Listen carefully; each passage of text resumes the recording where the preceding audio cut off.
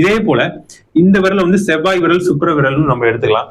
இது வந்து பாத்தீங்கன்னா ஆளுமை பண்பு, தன்னம்பிக்கை, தைரியம். இந்த விரல்ல வந்து எங்கேயாவது புள்ளி இருந்துச்சுன்னா ரொம்ப ஒரு மந்தமா இருப்பாங்க. எதுவுமே வாழ்க்கையில வந்து ஒரு ஆம்பிஷனே இல்லாம சில பேர் போவாங்கல்ல, வாழ்க்கை போன போக்குல போவாங்கன்னு சொல்லுவாங்க. அது போல தன்மைகளை கொடுக்கும்.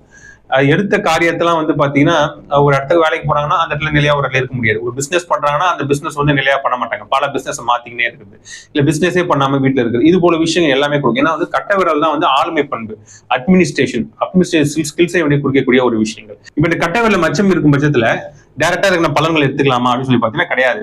மற்ற விரல்ல இருக்கக்கூடிய, அதாவது மத்த முன்னோர் கையில இருக்கக்கூடிய கட்டையவர்களோட அமைப்பு எப்படி இருக்குன்னு பார்க்கணும்.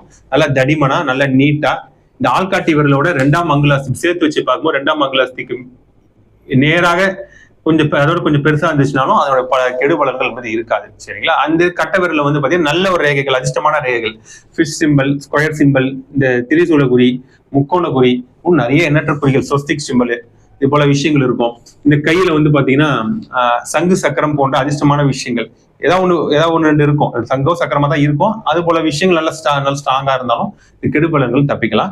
பொதுவாகவே முருகர் வழிபாடு பண்ணா சிறப்பாக இருக்கும். இது போல மச்சங்கள் இருக்கும். முருகர் வழிபாடு, முருகர் கோயிலுக்கு போய் இது தைப்பூசத்துல விரதம் இருந்து வழிபாடு பண்றது, இல்ல வேற ஏதாவது முக்கியமான வந்து அவருடைய அறுபடை வீடுகளுக்கு போயிட்டு வர்றது, இது போல விஷயம் பண்ணாலும் சிறப்பான ஒரு அமைப்புகள் இருக்கும்.